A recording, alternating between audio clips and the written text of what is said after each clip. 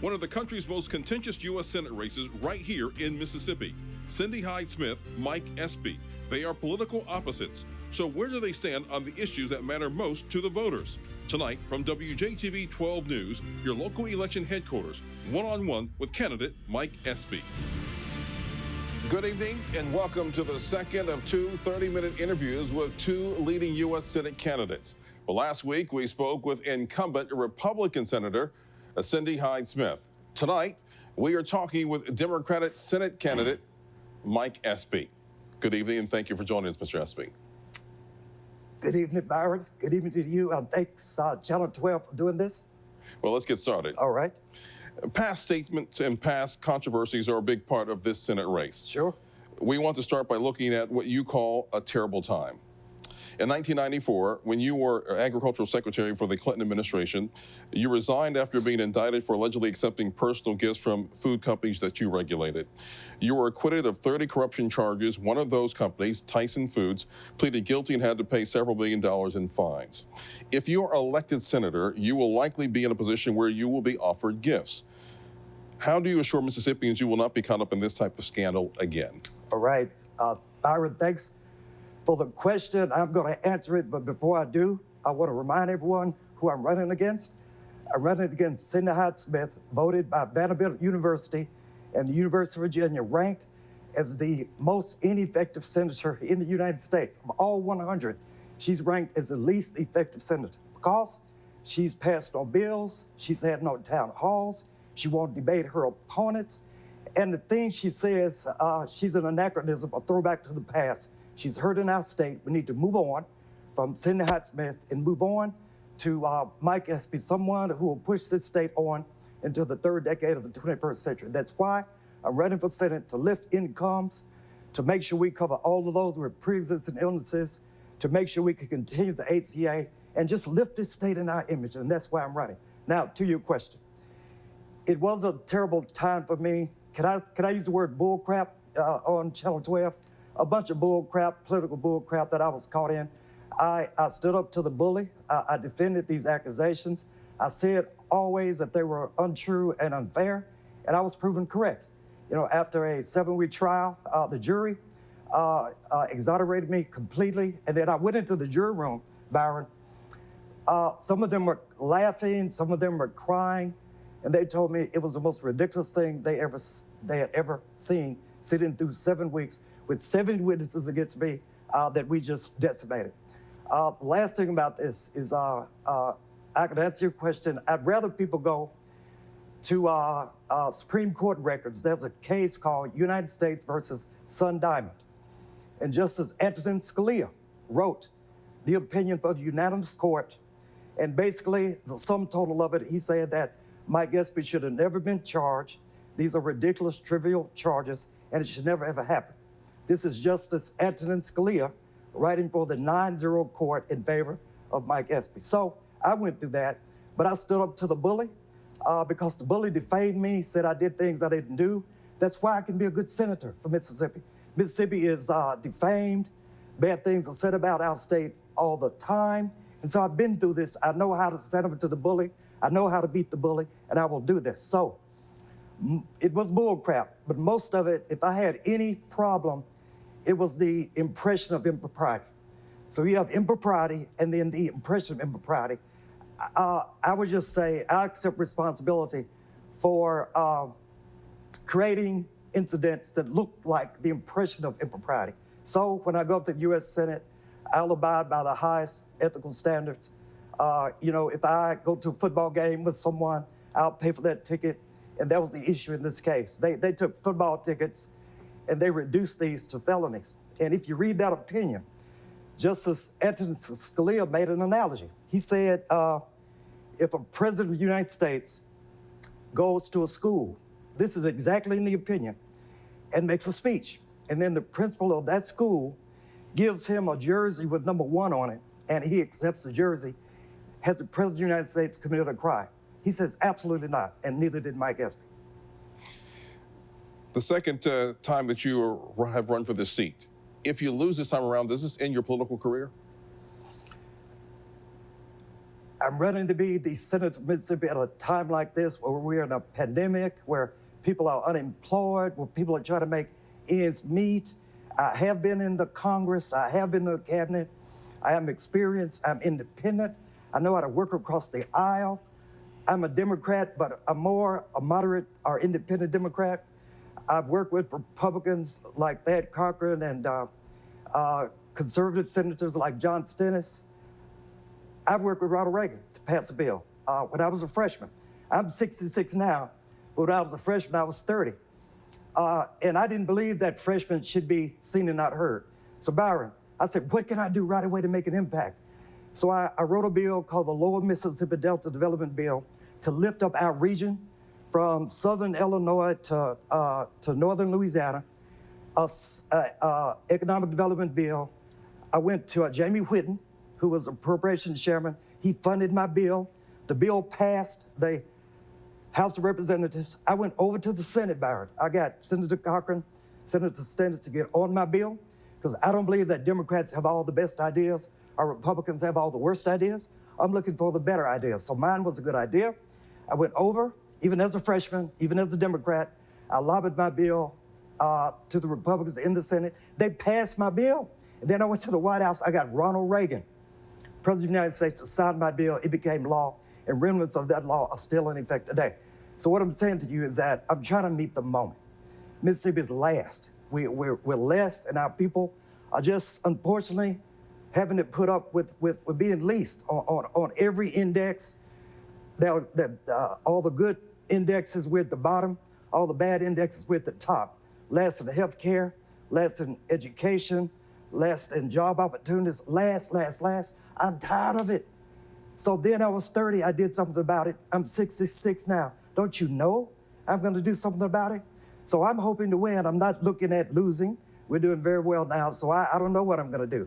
But I know that I'm a Mississippian through and through, born and raised here, became a member of Congress, the first African-American since Reconstruction, won in 1986 from a district that was not majority black. I got black votes like 90%, and white votes back then about 8%. That was enough to win. And that time, those farmers were in a pickle like we are now with the pandemic. I told those farmers, if you trust me, if you rely on me, I'm gonna study your situation. If you're bankrupt, I'm gonna help you. Just let me go and let me represent you in the House of Representatives. And they did. And so now I'm telling the folks of Mississippi, we're in a pandemic. You know, we need more CARES Act money. We need more unemployment money. We need someone who knows that system, who's experienced, who can't be ignored like Cindy Hyde-Smith. Do you know they call her the hanging senator? When she's walking through the halls of the Senate, her fellow senators snicker behind her back. They call her the hanging senator because of her intemperate remarks in the last cycle. So that's who we have. I want to lift this state. I want to be the best senator we've ever had in this state. I'll do that, but I need a chance to get there. So we're doing well. I expect to win. As to what I'm going to do if we lose, I will tell you this. People say, what have you been doing for the last 25 years since you left the cabinet seat? I'll tell you. Came back to Mississippi, and now I'm the chairman of a nonprofit. It's a $400 million nonprofit. I'm not going to name them because people who know my work, they already know the name, and I don't want to be askew with any FEC laws. But we work in Mississippi, Arkansas, Tennessee, Louisiana, and Alabama to lift up the bottom third. We are a $400 million nonprofit now. So what do? We focus on the bottom third. Those who don't have homes or bad credit, we give them mortgages. And usually they are women head of a household. We work with Goldman Sachs to fund businesses. So if you have a good idea for a business that cash flows, that makes sense, there's a good opportunity that we're going to fund your business.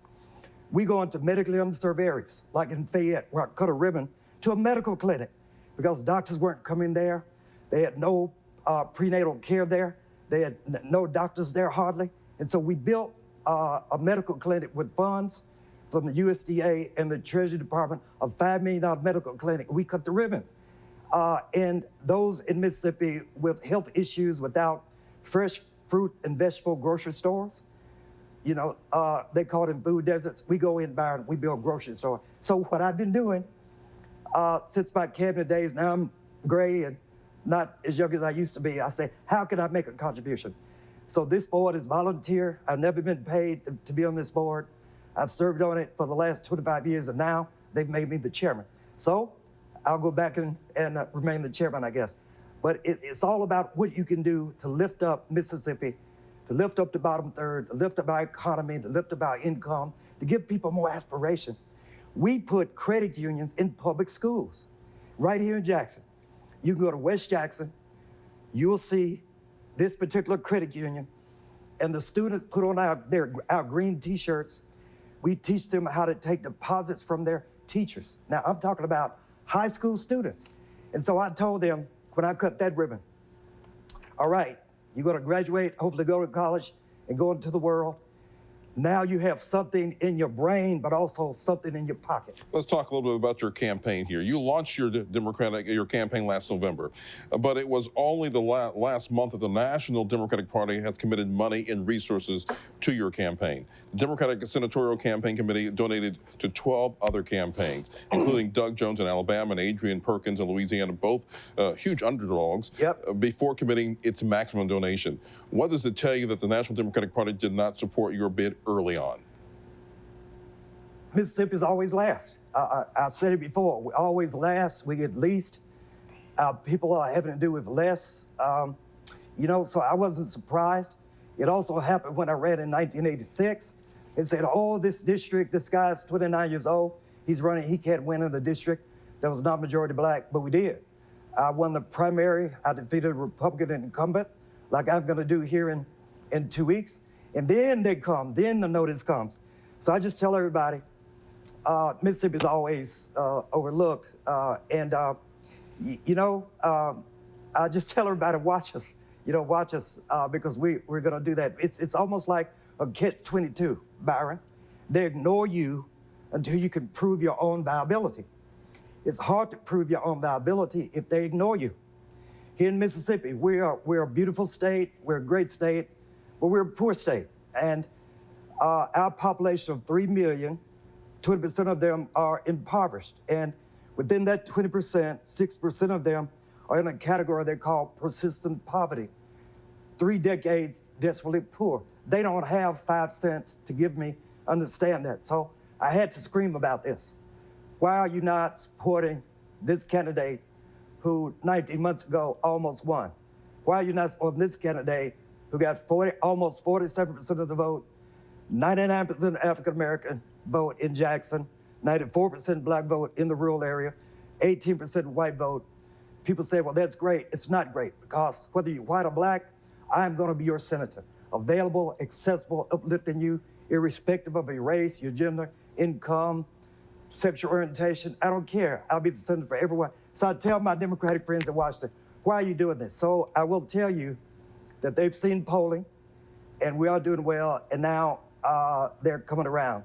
The squeaky wheel gets the grease, right? So I've had to scream about this.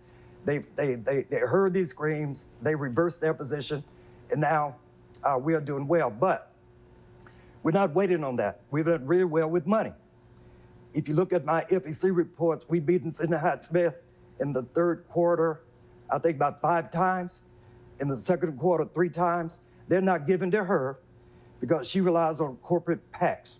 The corporate PACs are shunning her now because what she said before about public hanging and voter suppression. They're not giving to her now because these corporate PACs know that her impertinent statements, her foolish statements, don't align with their corporate values. That's why they look at her now as a senator, and they're not giving to her because she's gonna hurt their company as much as she's hurting our state. Our state has an image issue. You don't want to re-elect a senator that talks about public hangings. You don't want to elect a senator that jokes about voter suppression. And I'll ask her even now, Cindy, when you got out of that bus and you joked about voter suppression, you said, maybe we ought to make it more difficult for those students at the other universities to vote. But you never said who they were. You never said the colleges that you were mentioning. Is it Jackson State? Is it Alcorn? Is it Valley? You never said. So, I'm calling you today. You said you're going to make it more difficult for the students at the other universities to vote. Who are they?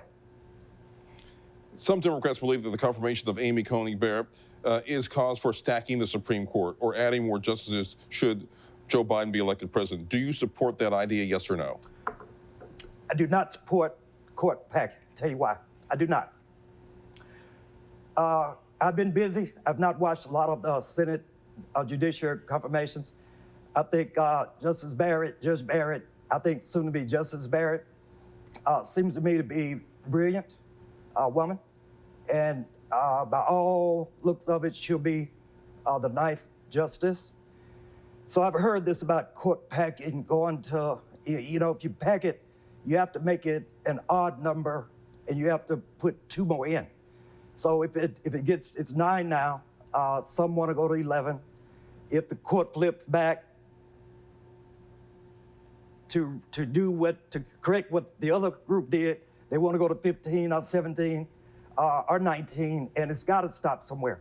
So I'm going to say no. I'm not in favor of court packing. And again, I'll tell you why. I love Justice Ginsburg. She said 2 things. Number 1, she said, my dying wish is that my successor not be named until the next president has been inaugurated. Well, now we know that Mitch McConnell and Cindy Hyde-Smith, they're just blowing through all of this because they want Justice Barrett to be on the court by November 10th when there's a bullseye on the Affordable Care Act. They want to stop the Affordable Care Act. They want to make it to terminate the ability of people with pre-existing illnesses to be covered. They want to stop the ability of kids aged 26 to be on their parents' policies. They want to close these rural hospitals. That's why they want her on the bench. But she's going to be there. But she also said, Justice Ginsburg said, in answer to this question, should we have more than 9? She said no, because 9 is a good number. 9 is a decent number where they could go in the back room and decide cases. 9 is a good number, and I agree with her. So 9 is a good number. I'm always willing to listen to the other argument, but as far as I'm concerned, if I'm in the Senate, I want to hold it at 9, not 11, not 13, not 15. So where does it end? I want to stop at 9. Speaking of Obamacare, what you talked about, Obamacare premiums skyrocketed between 2016 and 2018, but have fallen the past 3 years. However, premiums remain expensive for people who don't qualify for subsidies. In 2014, the average premium for a family of 4 on the benchmark silver plan was just under $800. Next year, it's $1,486. That's before any subsidies.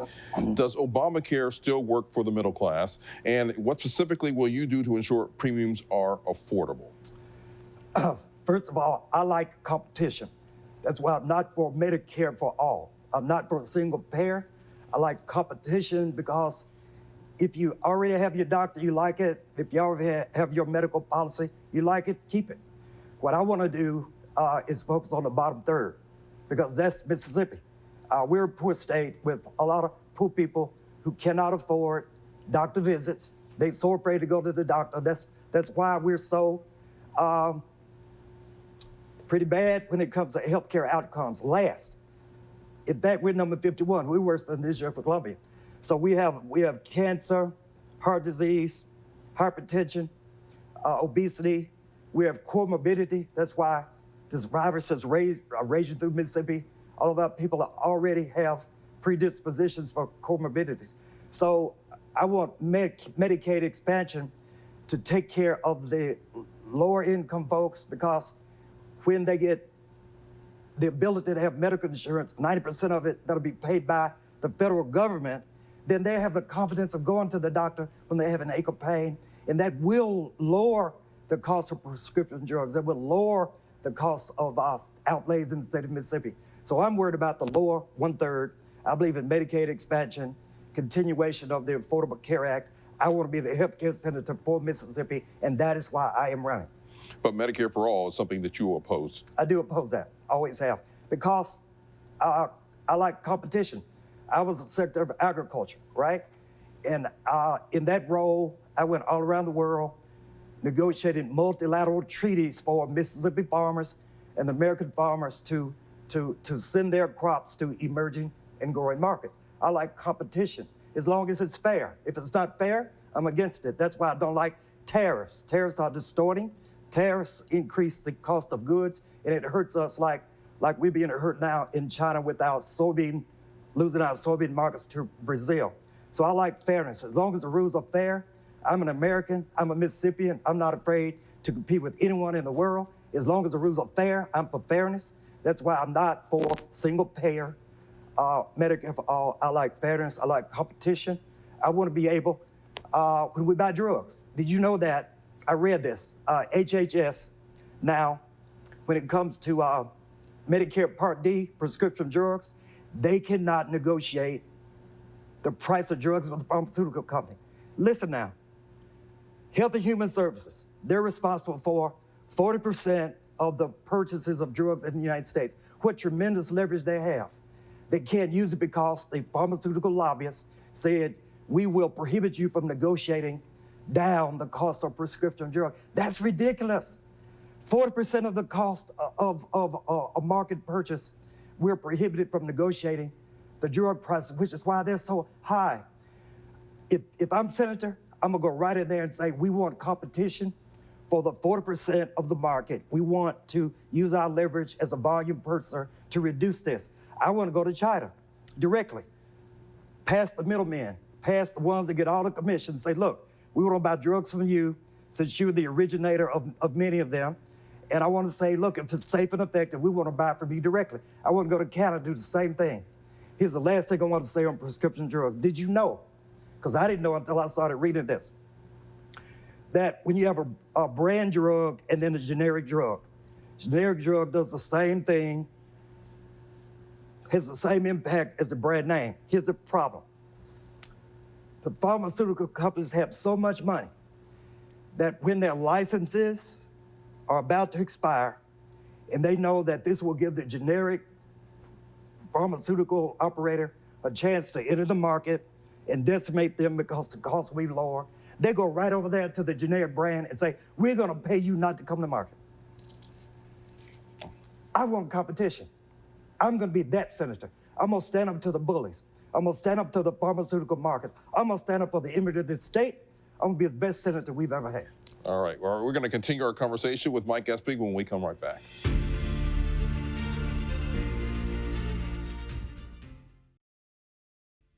Your station, your vote, your election headquarters. Welcome back to our one-on-one.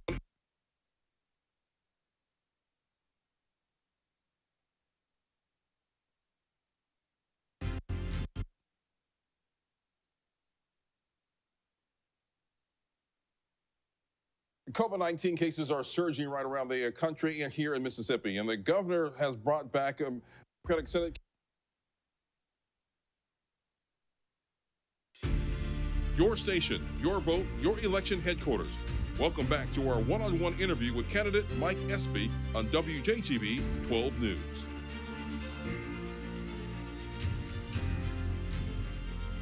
And welcome back. We are talking one-on-one with Democratic Senate candidate Mike Espy.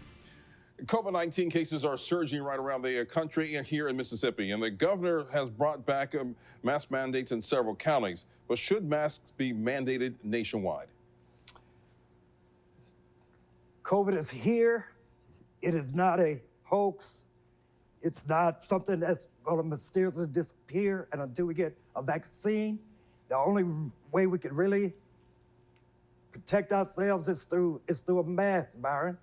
My mask protects you, and your mask protects me.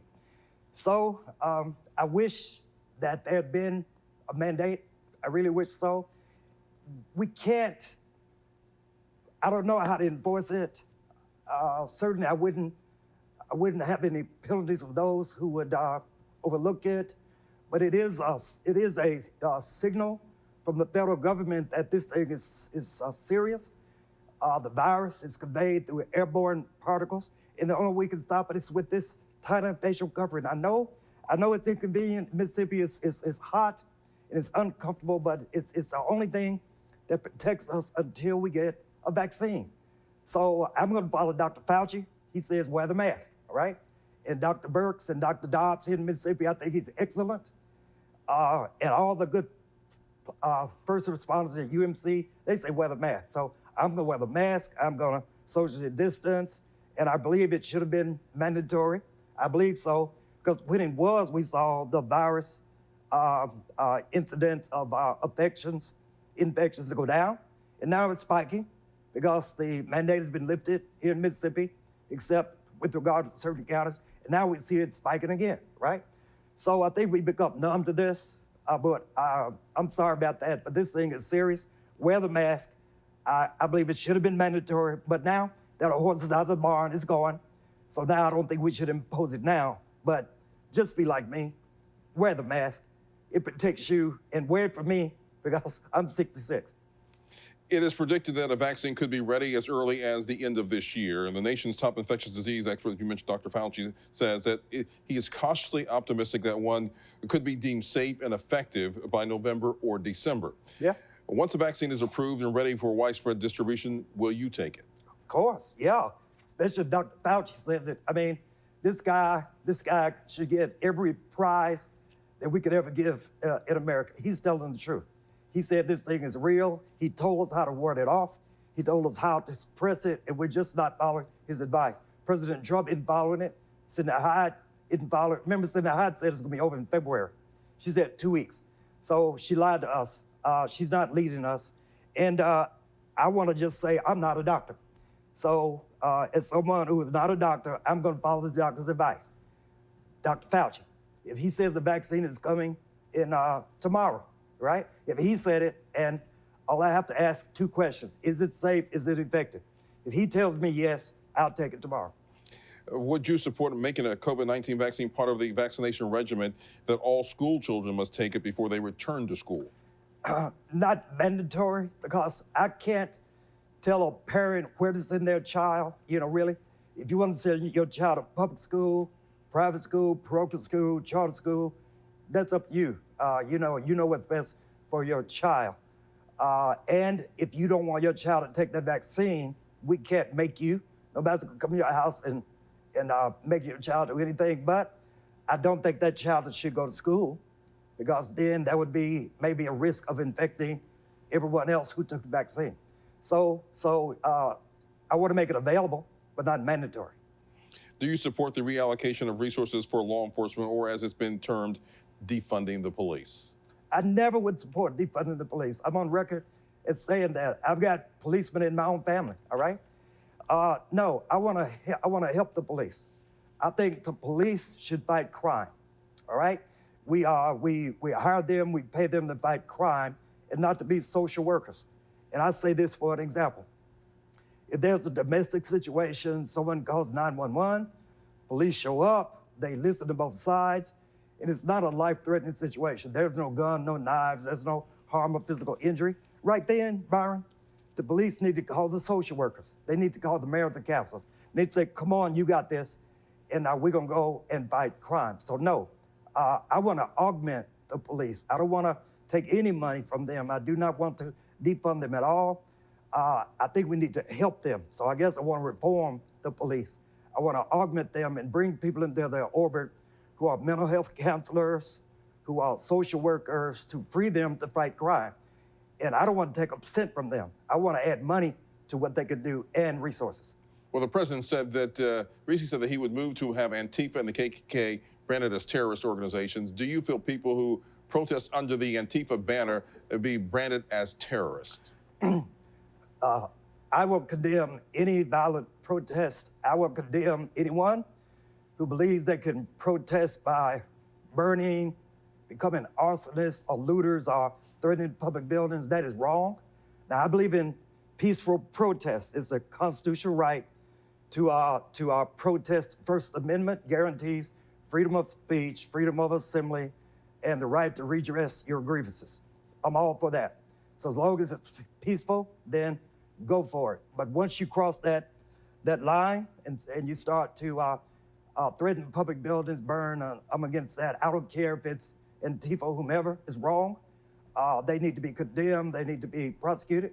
And I'm for peaceful protests only, like what happened here in Jackson.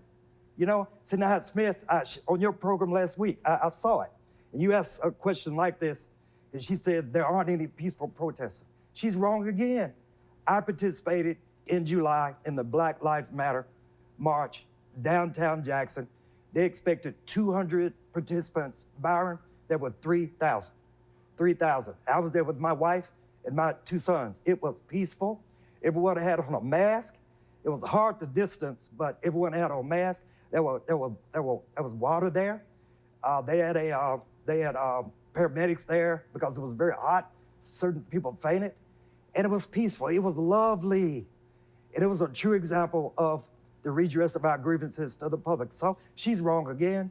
Whenever she opens her mouth, something wrong comes out. You know, that's why they call her the hanging senator. Her image as a senator is harming our image as a state. She needs to be just not reelected. We need to move on. We need to close that chapter, move on to a new day, and I'm that representative. So as long as the protests are peaceful, like the one in Jackson, I'm all for it. Once you cross that line, start threatening property or burning buildings, public or private, I'm not on your team anymore. Moving on to the question of gun control. Let's look at your past statements. Yep. In October of 2018, you told the Jackson Free Press, quote, I believe in the Second Amendment, but things have changed. Adding, I didn't leave the NRA left me. You also said no one declared a danger to himself or people under 21 should have access to assault weapons. Yep. Do you favor further restrictions? I'm an advocate of the Second Amendment. I'm an advocate of the right to bear arms, always have been, I am today.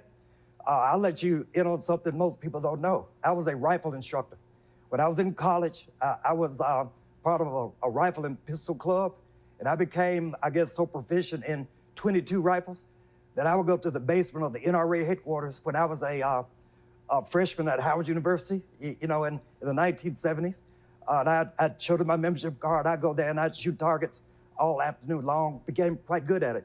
And so here in Jackson recently, I taught my wife and my son how to shoot on Southwest Jackson, target shooting at Southwest Jackson is closed down. So if we can safely handle firearms, that's great. I'll tell you something else you may not know.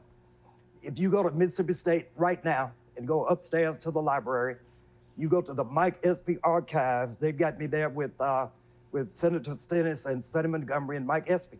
My papers are there.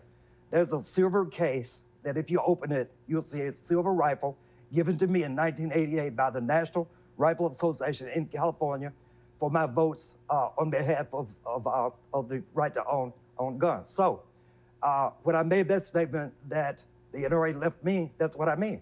I was an NRA member. I went to the rifle range for years and years, and they gave me their greatest award. The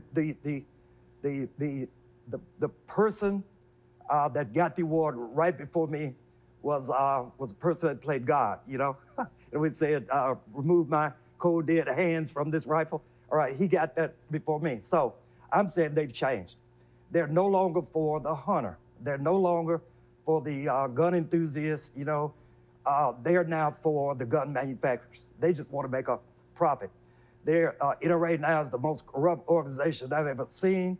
They're giving money for huge salaries for buying a home, for someone to buy suits. And it's not like what it was. They've distorted the premise of the organization. So they've moved beyond me. I believe now in common sense reforms. I do believe that we need background checks. I do believe that if you cannot get on an airplane because there's a complication in your history, maybe you shouldn't own a gun. I believe that if you've been adjudged as a danger to yourself or others, and a court can judge this, if you're a danger to yourself or others, if you're in danger of hacking your mother, right? Going into schools and shooting little children because of some mental issue you have, you shouldn't own a gun. So, and all that can be done quite simply with a background check. So I am for reasonable background checks. I am not for the onerous NRA that's just for the gun manufacturers wanting to sell more guns instead of promoting gun safety issues. That's what I'm for. And that's why I said they've left me. I used to be with them. I've got that award. Charlton Heston is who I'm thinking about. Charlton Heston is the one that got that award before me. So I've got the Charlton Heston gun. and it's at Mississippi State right now today. So I've been with the NRA. I'm not with them anymore because they've morphed into something I don't even recognize. All right, one last question here. Medical marijuana is on the November ballot here in Mississippi. Do you support either Initiative 65 or 65A, which would legalize medical marijuana in the state of Mississippi? We support 65 because, you know, it's medical marijuana. So I had chronic asthma until I was age 12. I almost died from it. So anything that reduces pain and suffering, you know, and as I've read, medical marijuana will reduce Parkinson's disease and certain respiratory illnesses.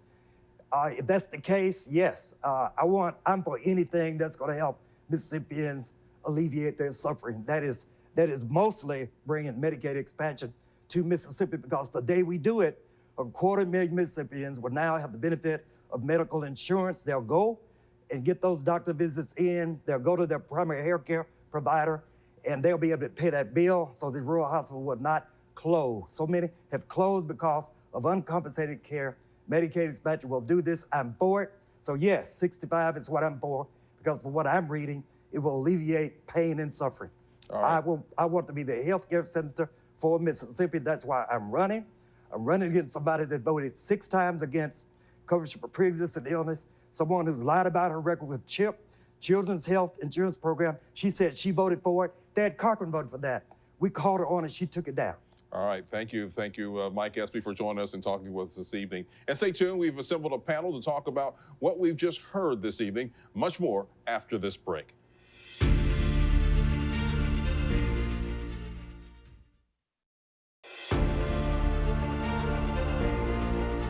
Welcome back to talk about what we just heard from Mike Espy. We put together a panel, and 12 News senior political correspondent Gerald Harris is here. And joining us is Dr. Nathan Schrader, director of the American Studies Department at Millsaps College, and via Zoom, Frank Corder, managing editor for Y'all Politics. Well, Cindy Hyde-Smith has said Mike Espy is too corrupt for Mississippi. We asked him about his indictment and acquittal, and here was his response.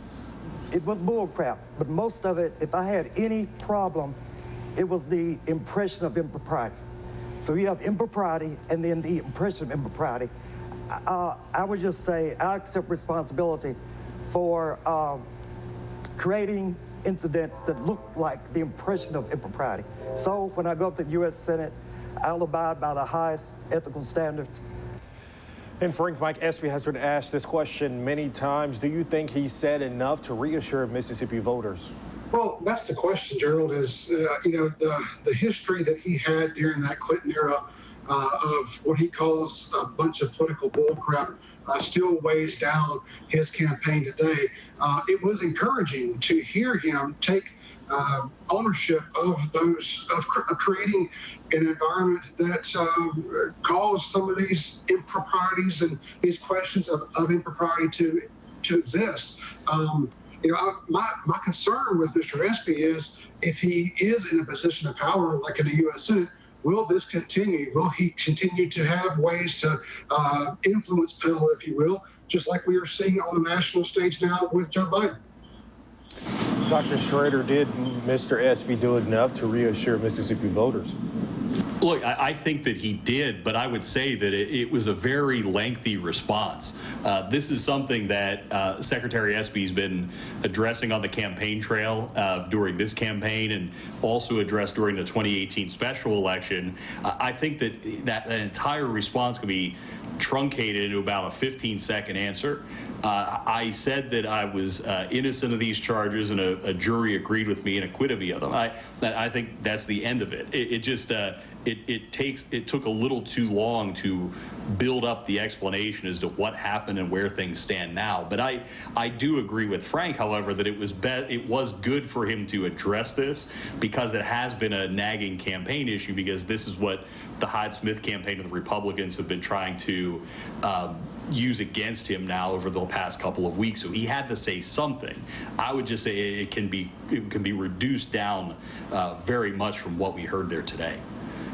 The Supreme Court is front and center, with Amy Coney Barrett expected to be voted to be confirmed next week. Mike Espy didn't offer any criticism of Judge Barrett, and when it comes to court stacking, he was adamant in his opposition. Take a listen. She also said, Justice Ginsburg said, in answer to this question, should we have more than 9? She said no. because 9 is a good number. 9 is a decent number where they could go in the back room and decide cases. 9 is a good number, and I agree with her. So 9 is a good number. I'm always willing to listen to the other argument, but as far as I'm concerned, if I'm in the Senate, I want to hold it at 9. Nathan, Mike Espy is not falling in line with a lot of the progressive Democrats out there. He hasn't run away from the Democratic Party, but do you think this decision by him change the makeup of the court, him not wanting to do it? Well, I actually would say that his position today, that he articulated today on the court packing question, shows that he's very much in line with the Democratic Party in general. There are very few people that I've heard from, except for the far left of the Democratic Party, who are advocating for a court packing plan of some sort. And I actually think that what Mike Espy did here was he helped to demonstrate the fact that he is running, as he said earlier, an independent Democrat. Someone who's certainly more down the middle than the very progressive wing of the Democratic Party, like AOC and some of the others that you might have encountered in Washington. So I think that Mike Espy is trying to establish himself here as a realist by acknowledging that it's highly likely that Judge Amy Barrett Coney will be confirmed to the courts, but also in pushing back against that progressive idea of packing the Supreme Court, which, by the way, seems to be in line with what Joe Biden and Kamala Harris are saying, because they've not endorsed that idea either. Frank, anything about that exchange surprise you at all? Well, it's good to hear that Secretary Espy would articulate that, as Dr. Schrader said. Perhaps he needs to talk with Joe Biden and Kamala Harris about how to answer that question, because they have kind of ran from that question on a number of occasions. I would just say that we're in Mississippi. We are a red state, a conservative state. For him to get any crossover vote, this topic is a hot topic, and it's one that is polling in this state to the level of that they do not want it. Voters here do not want court packing in Mississippi. So I would expect Secretary Espy to be on that side of this issue, especially 2 weeks out from this election. Well, Gerald, this is a rematch, and do you feel how do you feel most voters? Do they think they have their minds made up already, or do you think there's some swing voters out there? Well, I absolutely think that everyone has their mind made up 2 weeks out, because you do have clear differences, and we've been through this before, 2018. So I think at this point for both candidates, it's about turnout and going to those specific areas, trying to get out those voters that Senator Cindy Hyde-Smith says that she's going after, and what former Secretary Espy is going after. It's about turnout at this point. I think people have decided. Well, Senator Cindy Hyde-Smith has talked a lot about her support of the Second Amendment, and we asked Mike Espy about his stance on gun control, as he says the NRA left me. Take a listen. I believe now in common sense reforms. I do believe that we need background checks. I do believe that if you cannot get on an airplane because there's a complication in your history, maybe you shouldn't own a gun. I believe that if you've been adjudged as a danger to yourself or others, and a court can judge this, if you're a danger to yourself or others, if you're in danger of hacking your mother, right? You know, going into schools and shooting little children because of some mental issue you have, you shouldn't own a gun. Frank, your thoughts on Espy's stance on gun control? Well, Byron, I thought it was kind of interesting that he called the NRA, quote, the most corrupt organization out there. That was kind of strange. But the sheer fact of the matter is that mental health background checks have been endorsed even by President Trump. I don't think anyone's questioning that.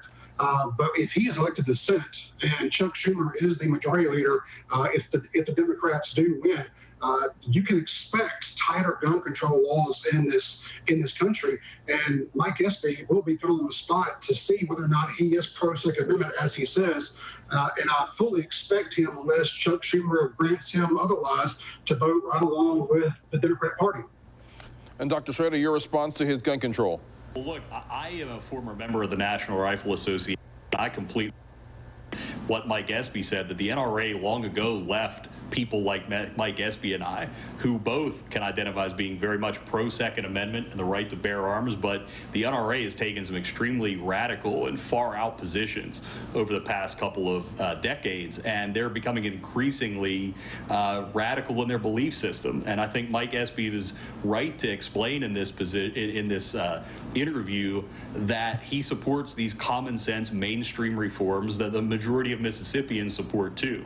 And we've seen that backed up with our Millsap State of the State polling as well, that Mississippians are, nobody's favor of gun bans and confiscations. No one is for that, but Mississippians are in favor of common sense reforms like the one Mike Espy said. In fact, or some of the ones Mike Espy said. In fact, a few years ago, nationwide, we were at over 94% of Americans saying that they were in favor of universal mandatory background checks like what Mike Espy has endorsed here, that the NRA opposes, even though they once supported it. So I think Mike Espy's position here was very sound, and it very much was in with the mainstream alignment of most voters in the country, but especially voters here in Mississippi. All right, we'll have much more with our panel when we come back after this break.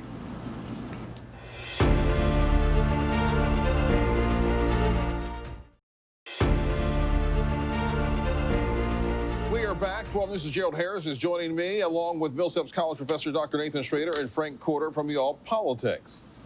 Yeah, the last time we had a poll, it showed the race at 1%. Each of you tell me that this race will be close.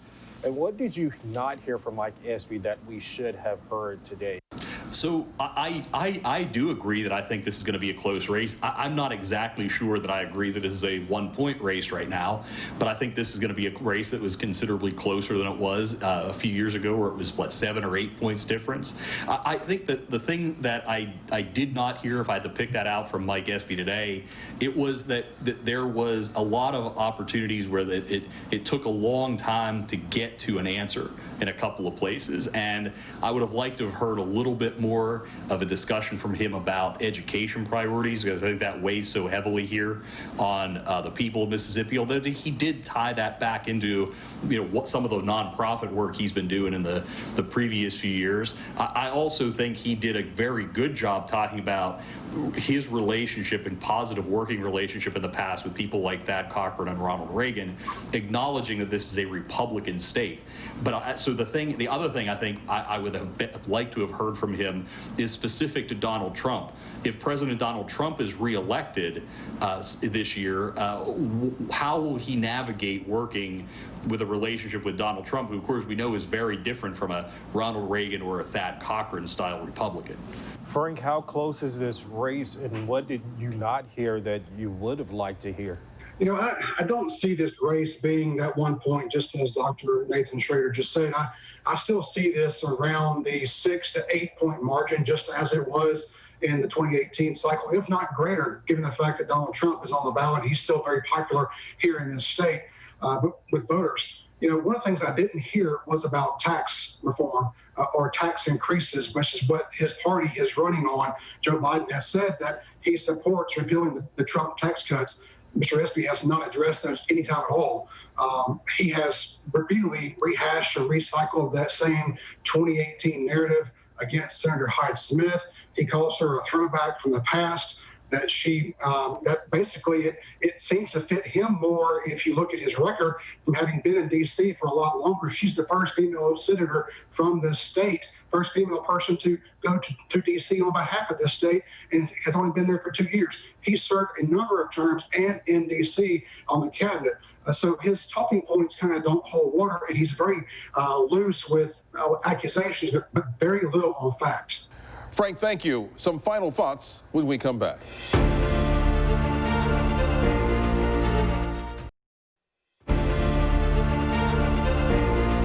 Some final thoughts, Gerald. What would you make from the interview? Well, for the interview, I think that two things are going to be important for Mike Espy. One, turnout, and also split-ticking voters. Can he get Republicans that will vote for Donald Trump to also give him a chance? And also, he's going after the African-American vote in the Delta.